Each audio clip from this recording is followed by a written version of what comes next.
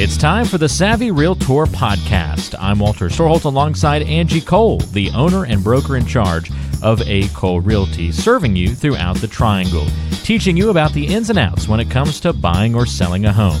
You can find the team online by going to acolerealty.com. That's A-C-O-L-E realty.com, or by calling 919-578-3128. That's 919-578-3128.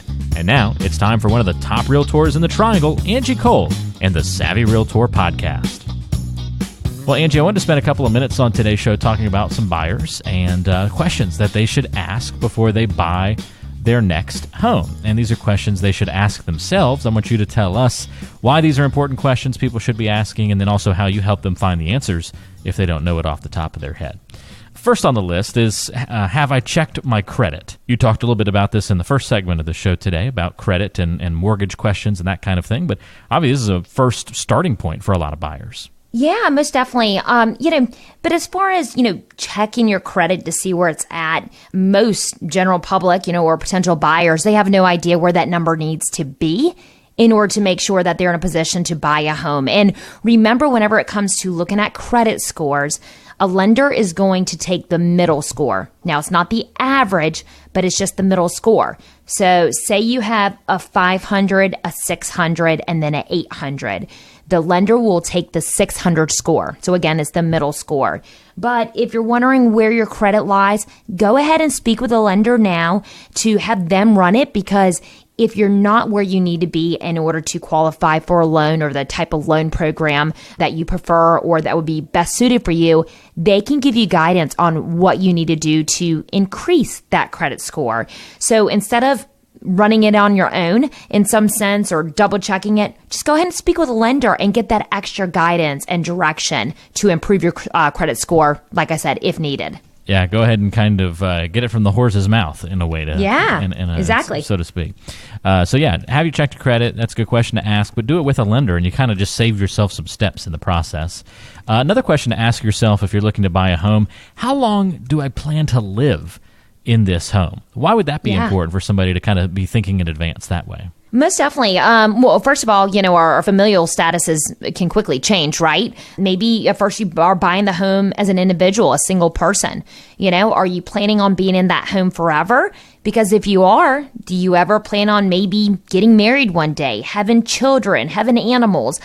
How will you grow into that home? Also, maybe you are buying the home and your children are about to go off to college. Maybe that large home is not needed anymore. So how long do you plan on staying in that home for? Will you eventually want to downsize? So, on average, they say that most people stay in their home for about 5 to 7 years. And there's so many times people say, this is our forever home, only for them to call us back 2 years later and say they want to move again. So on average, again, 5 to 7 years is what we typically see that a buyer will stay in their home.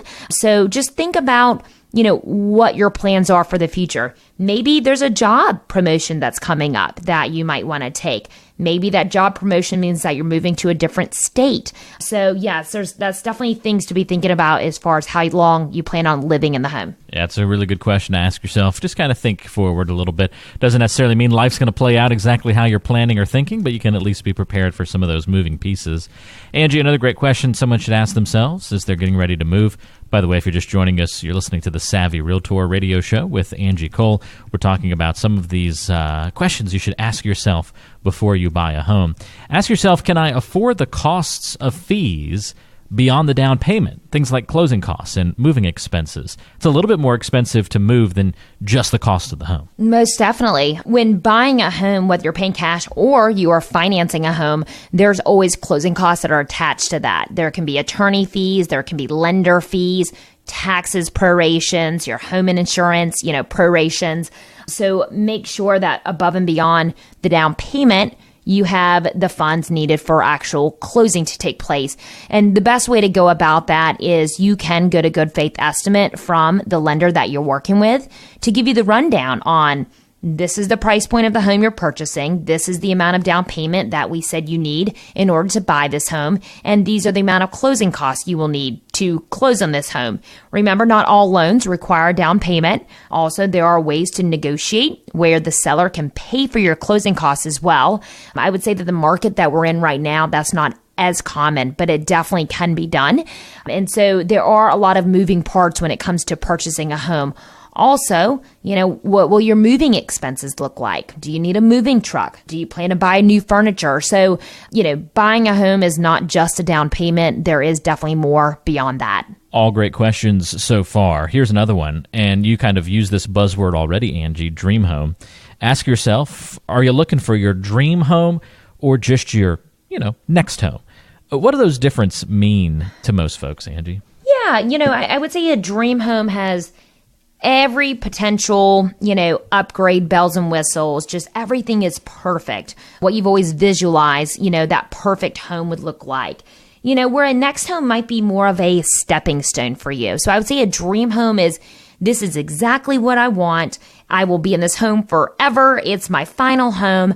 I would say a next home is more of, this home works perfect for me in this moment, maybe for the next 3 to 5 years. But then from there, maybe I plan to downsize. Maybe I plan to upscale. So, I would say those are really the differences between your dream home and your next home. I feel like most people, though, when they buy a home, they really look at it as their dream home. I wouldn't say that, many people buy a home just saying, hey, this is just a stepping stone. I can give a little bit here. It's okay if it doesn't have this. I think most people are searching for that dream home. But remember, too, there's probably never going to be a home that's perfect for you. There's not. There's going to be one thing that you want to change. So just, open your eyes a little bit and understand that it's not going to be perfect, but focus on what's most important to you. Maybe make a list of, these are my must-haves and these are my wants. Now, if I don't get all of my wants, that's okay, but let's try to get most of our must-haves. I know for us, we were on our most recent purchase, we were kind of looking at it from a standpoint of, the first home we knew wasn't the dream home, but it kind of ties back in very easily to that conversation of how long do you plan to live here. And so we kind of knew that we weren't planning to live there forever. So resale value was very important to us, and it really dictated not only the purchase, but also then the upgrades that we did make in the home. Whereas now we kind of consider our home a little bit more in the realm of our dream home.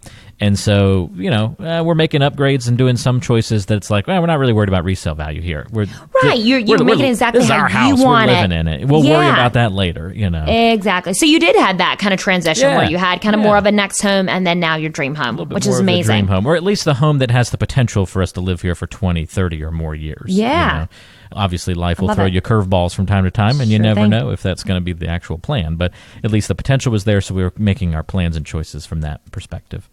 Another great question to ask yourself, are you making choices, speaking of choices, based on emotion or logic? And trying to, I guess, be in touch with how you usually make decisions, and then things get thrown out of whack when you go through the home buying process. That's a tough one, right? Yeah. As far as emotion, we want the home that you're buying, we want you to be emotionally tied into it. We want you to love it, right? We want you to, we don't want it to just be a house. We really, truly want it to be a home. But make sure that whenever you are going throughout the process and there's decisions to be made, we're negotiating, just going throughout the process, try to use logic as well. Sometimes you need to step back, take a moment, and just, look at it as also a business, right? It's a business transaction in a sense, and try not to be too emotionally involved. And I say the same thing on the flip side to sellers. I know to sellers, this is your pride and joy. There's a lot of sweat equity put into this home. There's a lot of memories, but we need to try to take that emotion out of it. And we need to handle this like we're running a business when it comes to selling your home. Yeah, that's a great point. I think it goes both ways, too, because you don't want it to all just be very, robotic. And you don't want to go too far the other direction either. It's okay to have some emotions in there. You should be excited for that home. Oh, yeah. No. We want you to absolutely love your home, and just, super, super excited. But also don't drive yourself crazy with being too just emotional about it. Because, unfortunately, some things, there can be hiccups. Things can change. Remember working with someone else on the opposite side who's kind of at the complete opposite side of the spectrum, I would say. And so it can be a little bit of a roller coaster when you're going throughout the process of buying or selling a home. So just try to simmer back a little bit sometimes. Yes, absolutely. Very good advice. Last but not least, Angie, and this is a good one, but the wording is what's important here, or maybe the emphasis in the part of the sentence is what's important. Ask yourself, who is the best real estate agent for me, for you to work with? Who's going to be the best real estate agent? So we don't just end that sentence, Angie, at who's the best agent. Who's the best agent for you? I mean, I want to say A. Cole Realty, but you set me up for that one. Of course, yes. No, make sure that whenever you are deciding on an agent, you choose someone who, to me, it's really, really important that your personalities match. Remember that you will be so-called married to that person for quite a while. I would say at minimum 30 days, if not 60, 90. We've had clients we worked with for 3 years before they end up buying a home. So make sure that it's someone you enjoy conversation with, you can be around, and they're a good time. Then from there, make sure that you are choosing an agent who is knowledgeable, who understands the market, understands the process, who can always stay, like we like to say about our team, is one step ahead throughout the process to make sure you're getting that guidance and that direction that you need. And then someone who can just sum it up and close that deal, right? You want someone who can negotiate on your behalf. They will either, I know we're kind of talking about more buying right now, but they can negotiate the best deal for you, and someone who's really being your advocate and looking out for your best interests. So, you need to find that good fit, because having the wrong agent can kill a deal. You could lose a home you want because you have the wrong agent not looking out for you in your best interest. You've been listening to the Savvy Realtor Podcast. I'm Walter Storholt alongside Angie Cole.